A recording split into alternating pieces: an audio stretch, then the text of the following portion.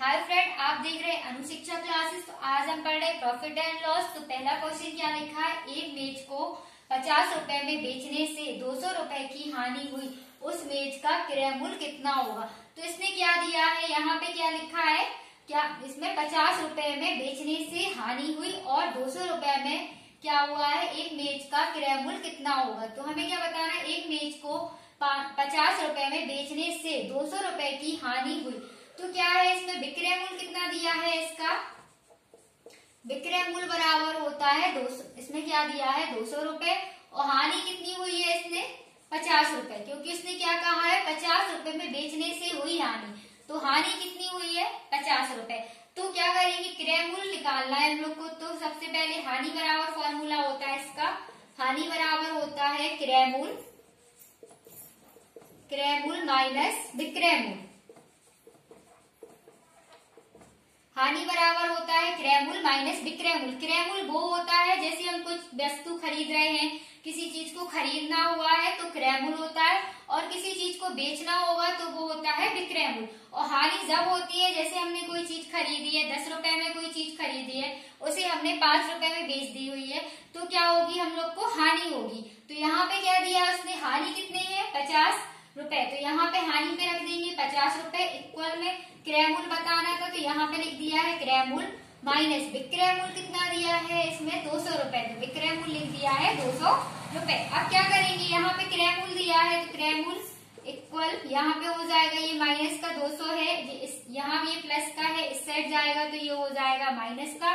तो क्रय मूल्य बराबर कितना हो गया है यहाँ पे 250। तो क्या निकला है इसका आंसर 250। उसने मेज का क्रय मूल्य कितना था 250 था, और विक्रय उसमें हानि कितनी हुई थी इसे 50 रुपए में, उसने बेचा कितने में है इसे 200 रुपए में। तो पहला क्वेश्चन यहाँ पे क्या दिया है, हानि बराबर फॉर्मूला होता है क्रय मूल्य माइनस का विक्रय मूल्य। तो ये था पहला क्वेश्चन। हम लोग सेकंड क्वेश्चन करते हैं।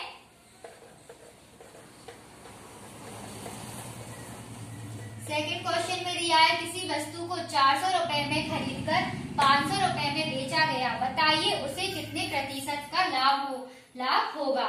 तो क्या करना है, यहाँ किसी वस्तु को 400 रुपए में खरीदकर 500 रुपए में बेचा जाता है। तो किसी वस्तु का क्रय मूल्य कितना दिया है, यहाँ पे क्रय मूल्य बराबर होता है, क्रय मूल्य कितना दिया है 400 रुपए, और विक्रय मूल्य कितना दिया है 500 रुपए। तो विक्रय मूल्य बराबर कितना है 500 रुपए, ये हो गया विक्रय मूल्य। अब क्या बताना है इसने, उसे कितने प्रतिशत का लाभ होगा। तो लाभ बराबर फॉर्मूला होता है, लाभ बराबर विक्रय मूल्य माइनस का क्रय मूल्य। ठीक, ये लाभ निकालेंगे तो विक्रय मूल्य पहले आएगा और माइनस में हो जाएगा क्रय मूल्य, और हानि निकालेंगे तो हानि में क्रय मूल्य पहले आता है और विक्रय मूल्य बाद में आता है। क्योंकि लाभ में क्या होगा, विक्रय मूल्य हमेशा ज्यादा होगा, जब हम किसी चीज को ज्यादा में बेचेंगे तभी तो हमें लाभ होगा। जैसे कि हमने कोई चीज क्रय मूल्य 200 रुपए में खरीदी और उसे बेचा हमने 250 में, तो हमें कितने का लाभ होगा 50 रुपए का। तो ये क्या निकलेगा इसका लाभ। अब क्या दिया था उसने, क्रय मूल्य 4, तो लाभ बराबर दिया है विक्रय मूल्य कितना है 500 रुपए और माइनस में क्रय मूल्य कितना है 400 रुपए। तो ये हो गया क्रय मूल्य। अब लाभ बराबर क्या है, कितना निकला 500 में से 400 गए 100। अब क्या बताना, उसने क्या पूछा है लास्ट में, कितने प्रतिशत का लाभ होगा। तो लाभ प्रतिशत के लिए फॉर्मूला होता है, लाभ प्रतिशत बराबर होता है लाभ गुणे में 100 बटे में क्रय मूल्य। तो लाभ प्रतिशत बराबर फॉर्मूला होता है लाभ गुणे 100 बटे में क्रय मूल्य। तो क्या करेंगे, लाभ प्रतिशत बराबर, यहाँ पर लाभ बराबर कितना निकला था, लाभ बराबर कितना निकला था 100, तो यहाँ 100 रख दिया, फिर गुणे में 100 है तो 100, और बटे में क्रय मूल्य कितना दिया है यहाँ पे 400 रुपए, तो यहाँ पे रख दिया है 400। अब ये 2 जीरो से ये 2 जीरो कट गई है, इसे 4 से भाग देंगे 25, तो कितने बार 4 का भाग 100 में देंगे तो ये जाएगा 25 बार। तो ये था सेकंड आंसर। तो उसने क्या पूछा था, किसी वस्तु को 400 रुपए में खरीदकर 500 रुपए में बेचा गया है, तो बताइए उसे कितने प्रतिशत का लाभ हो। इसमें पूछा था प्रतिशत का लाभ होगा, अगर सिर्फ वो लाभ पूछता तो ऑनली हम लोग लाभ बराबर है ही निकालते। उसने लाभ प्रतिशत पूछा है, तो लाभ प्रतिशत का फॉर्मूला होता है लाभ गुणे में 100 बटे में क्रय मूल्य। तो ये था लाभ प्रतिशत बराबर हो गया है 25%। अब थर्ड क्वेश्चन क्या दिया है,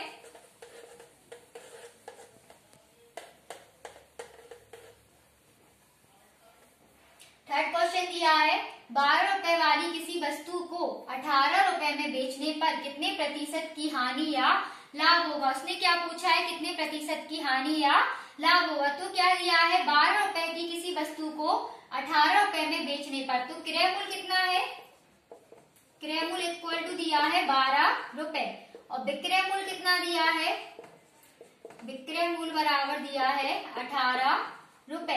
तो आपको ये समझ में आ रहा होगा यहाँ पे विक्रय मूल्य ज्यादा है और क्रय मूल्य कम है, तो क्या हो रही है, हमें हानि हो रही है, क्योंकि 18 रुपए में उसने विक्रय मूल्य किया है और क्रय मूल्य कितने में था।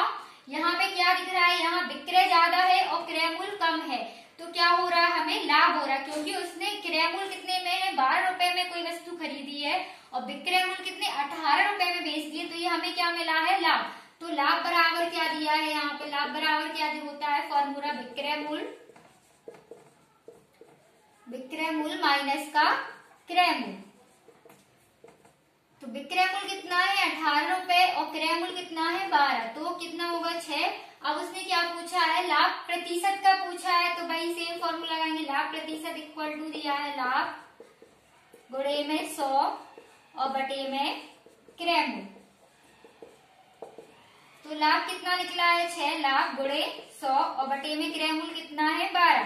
तो ये ऊपर ये नीचे से काट दिया है 6 दूनी 12, तो ये 2 बार कटा है। अब 2 का भाग दे दिया है 100 में, तो कितनी बार जाएगा 50 बार। तो ये था इसका आंसर। अगर वो पूछता हानि प्रतिशत, तो हम लोग हानि प्रतिशत के लिए फॉर्मूला लगाते हैं यहाँ पे हानि प्रतिशत। तो हानि प्रतिशत के लिए फॉर्मूला होता है, यहाँ पे लाभ है तो बस इसकी जगह पे चेंज हो जाएगा हानि और गुणे में हो जाएगा 100 बटे में सेम क्रय मूल्य। ये बाकी सेम रहता है, बस अंतर इतना रहता है जब वो लाभ परसेंट पूछेगा तो यहाँ लाभ दिया जाएगा, जब वो हानि परसेंट पूछेगा तो यहाँ पे हानि दिया जाएगा और सेम वही रहेगा, गुणे में क्रय मूल्य बटे में गुणे में 100 बटे में क्या हो जाएगा क्रय मूल्य। तो ये था तीसरा क्वेश्चन। अब इसके फॉर्मूले क्या थे, यहाँ पे अगर वो लाभ बराबर पूछेगा तो विक्रय मूल्य माइनस क्रय मूल्य होता है। अगर इसकी जगह पे यहाँ हानि लिखा होगा तो हानि के लिए फॉर्मूला यहाँ पर सिर्फ विक्रय मूल्य हटा देंगे, सिर्फ यहाँ लिख देंगे क्रय मूल्य और माइनस में लिख देंगे विक्रय मूल्य। क्योंकि क्या होता है, जब वो लाभ होता है तो विक्रय मूल्य ज्यादा होता है और हानि में क्या होता है, क्रय मूल्य ज्यादा होता है। तो बस ये थे 3 क्वेश्चन प्रॉफिट एंड लॉस के। अगर वीडियो अच्छा लगे तो लाइक करें, सब्सक्राइब करें।